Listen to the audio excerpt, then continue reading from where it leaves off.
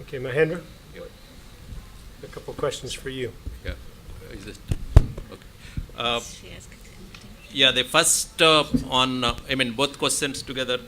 The yesterday, the Prabhu Pingali from Gates Foundation, he was telling the ICRISAT data at district level showed that there is a, the agriculture productivity and the levels of malnutrition. There is a correlation between the two.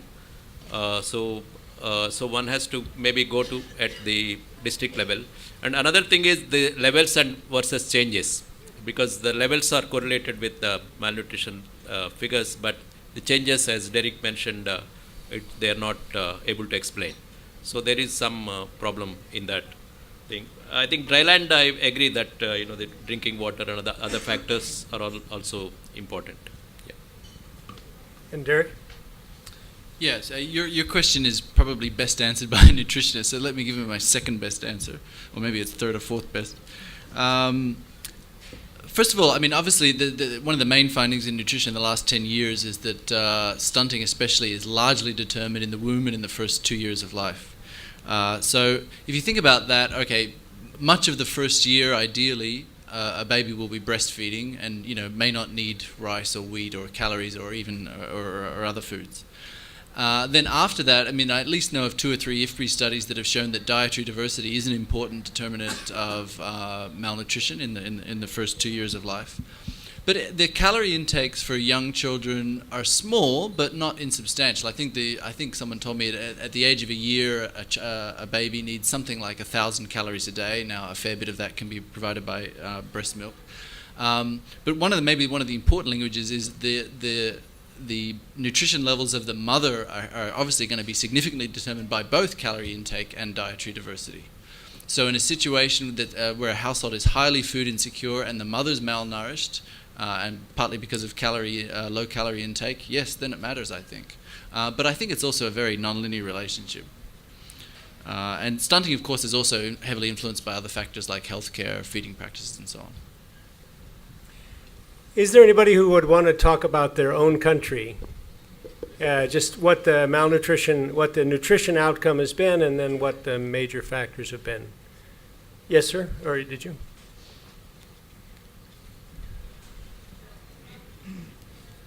Mr. Chairman, my question is from Mahendra.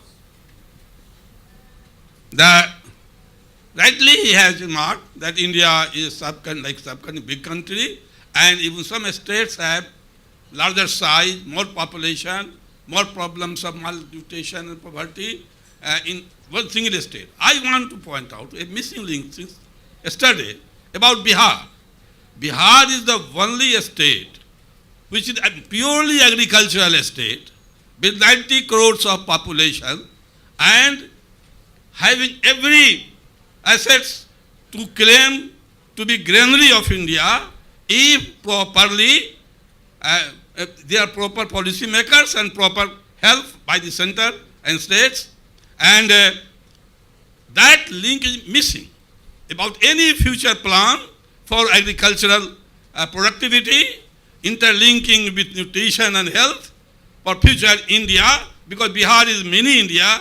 I think Bihar should be the exemplary case, and that should be quoted by the intellectuals and to press upon the government and policy makers that Bihar should be taken the example that if Bihar succeeds in interlinking agriculture, health, nutrition, then that will be achieved by India also. Thank you. Others? Yes, sir. I think just talk. Hello. Myself GM Bhatt. I'm from University of Kashmir, Srinagar, India.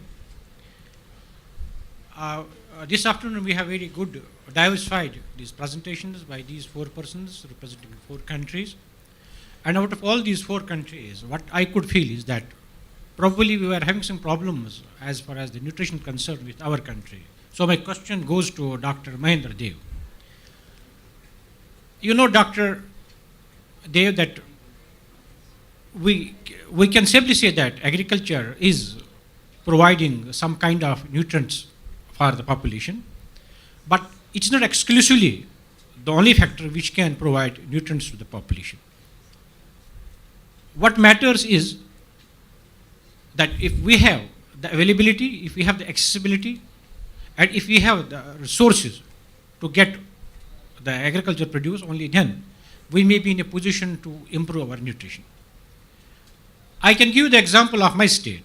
We don't produce much of agricultural produce.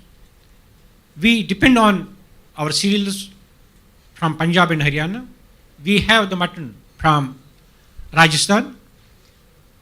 But still we find that we don't have much problem as far as this malnutrition is concerned in the state. This is purely because of the fact that the people have got the resources to acquire all these things from which they can get these nutrients. So it is not the question that we can say that there is a perfect correlation between agriculture produce and nutrition. If we have other things which can add to the availability of these things, only then we can be on our way in improving the nutrition of the people. So I think that we need to have some kind of studies at the micro level where we can find out what are the reasons of this malnutrition at the regional level, what are the reasons for this malnutrition at the state level or even at the district level. Only then we can come up with the conclusions so that we can have our proper policies drawn for improving the nutrition of the people. Thank you very much, Mr. Chairman. I think somebody's back there. Or some. Sir, Go my ahead. question is to Professor Magendra Dev. Sir, in your concluding remarks, you have pointed out that the income-poverty relationship declined. Sir, how do you perceive and conceive the notion of income-poverty decline at the macro level as well as at the micro level? Do you have any empirical evidences to prove this point? And moreover, the impact of MGNR EGS on the issue of poverty decline is still to be further probed, because since the policy introduced just 400 years back. What is your observation? Thank you. Mahendra, why don't you- Okay, the same. He wants to attack you as well. This question is to Mahendra Dev. Talking at the same time. I think that Oh boy. Why don't we go start with this gentleman and then you?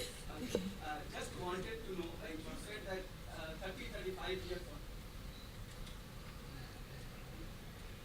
around 35 years of ICDS program very targeted at nutrition and around 15 years of midday meal programs. In spite of these two very focused programs in the country, what do you think is the reason that malnutrition has not changed significantly, or it's just marginal improvement in the country? Thank you. Yes, sir. I think this NRGA program provide a temporary solution for poverty reduction. Do you think is it worth to spend such a large quantum of money for poverty reduction? I'm happy that I provoked a lot of people.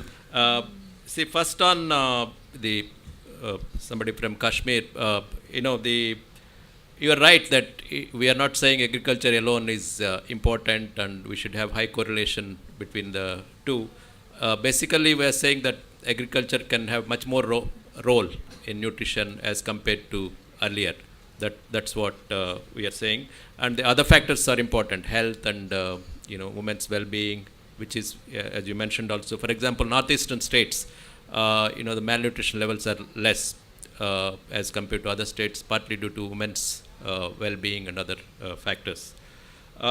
In fact, after some time, we may say that agriculture may not be the answer. It's maybe rural non-farm sector. People may have to shift this 56%, have to shift to other thing as a solution for this, for nutrition and other things. So, on income poverty, there are a number of studies. The poverty levels have declined from 60% to 37% or something, from 73-74 to 2004-5.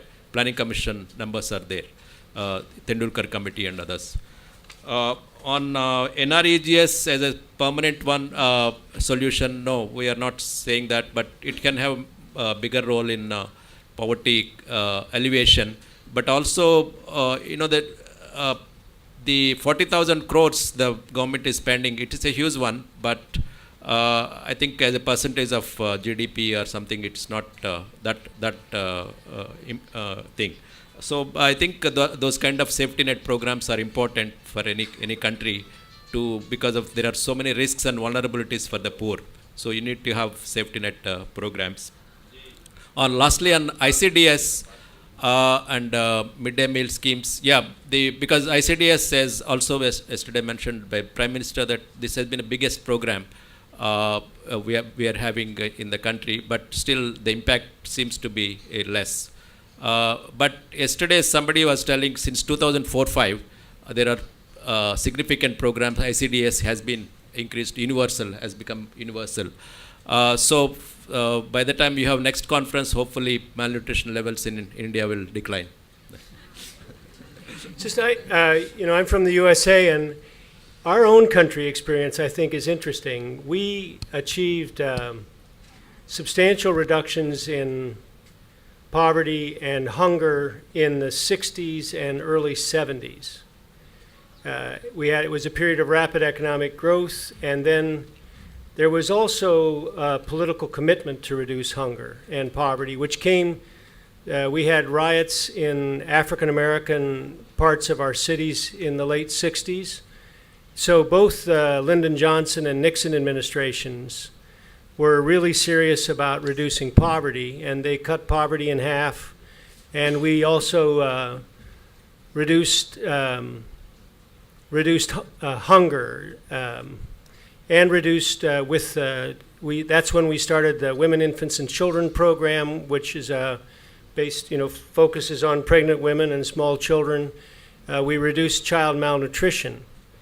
Since about 1973-74,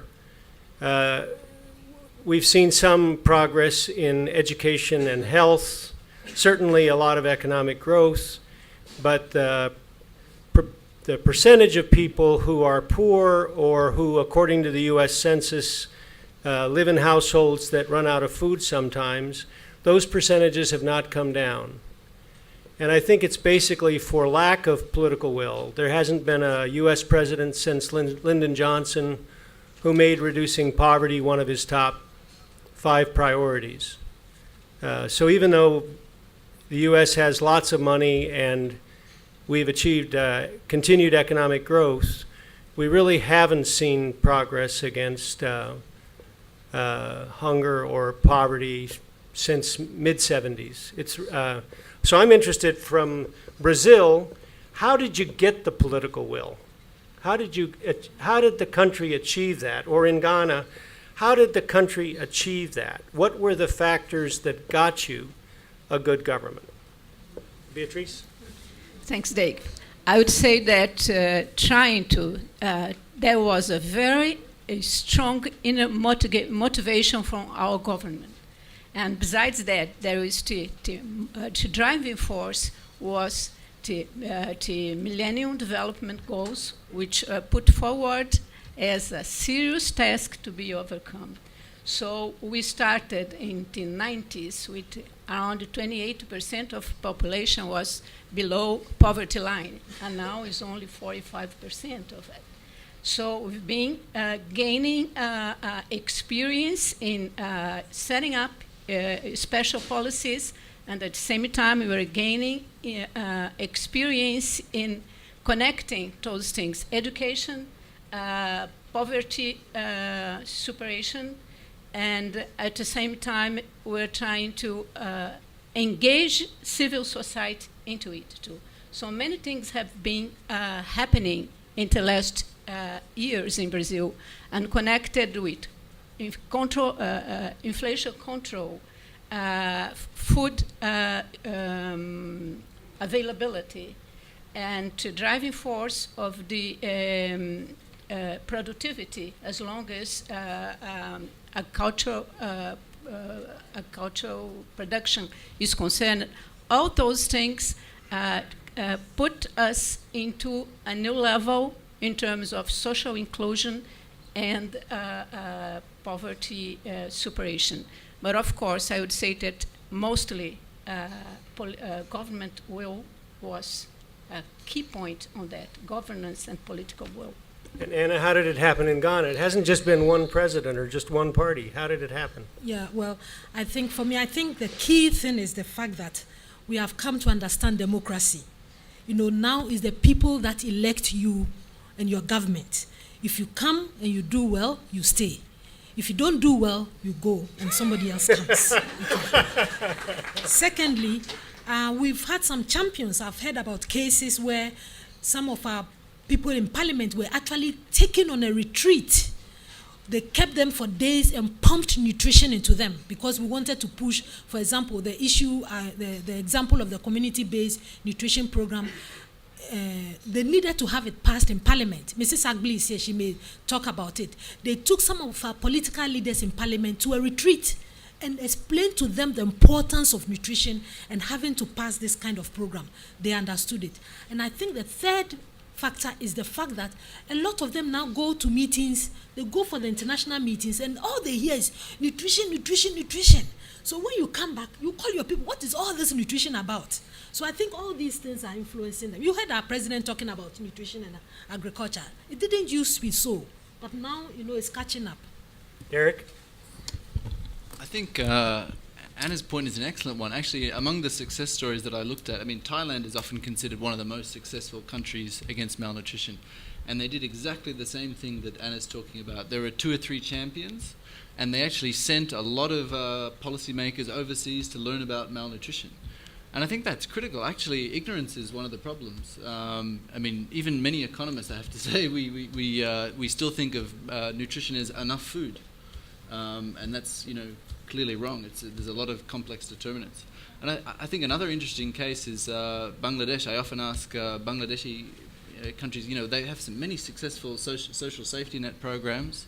Malnutrition in the early 90s and infant mortality was higher than India, but now they've overtaken India, at least on infant mortality. And yet these 2 countries are very similar. Why is Bangladesh progressing and India not? And more importantly, I mean, Bangladesh actually, one of their nutrition programs they took from Tamil Nadu, and yet the Tamil Nadu program was merged into Icds, which is a less successful program. So India has neither learned from itself nor learned from Bangladesh, and I think that learning mentality really needs to be developed. Okay. A lady from Ghana wants to make a contribution. We'll make that the last comment. I just wanted to expand more on what Anna just said about getting government to listen. And I think one of the things that we also did in Ghana was to relate nutrition to economic development. We used profiles, and using our DHS, we used it to prepare an advocacy presentation, which we used to present to government officials, used it in the preparation of documents, and used it to sensitize a lot of people on what nutrition can do in terms of education, in terms of economic development, in terms of women's health, and then related it also to the cost-benefit ratio. And I tell you, when higher up people, the big policy makers, listen to nutrition as a cause of underdevelopment, as a cause of non-economic performance and other things, they listen. I remember at one time when we were talking about salt iodization, and we told the minister that the IQ of children can be lowered by 13.5 percentage points in iodine deficit area. He sat up immediately, and whatever we wanted to put into effect, he gave permission to do that because he was convinced that the lower educational levels we are seeing in the country may not be due to non-performance of teachers, but perhaps because the IQ of the children was low, they may be performing to their best ability, but that IQ is limiting them.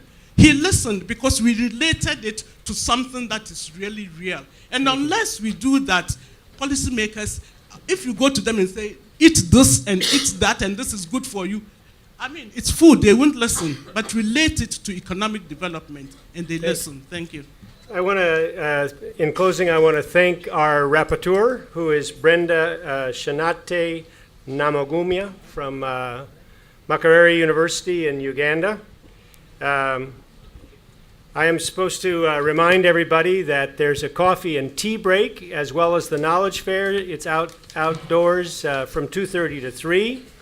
The plenary sessions will begin at 3 o'clock sharp. I found this a really encouraging session.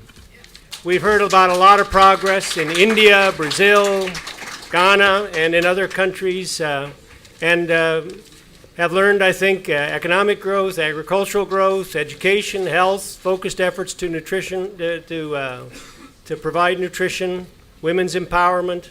They're all important and they really make a difference. Please join me in thanking the whole panel.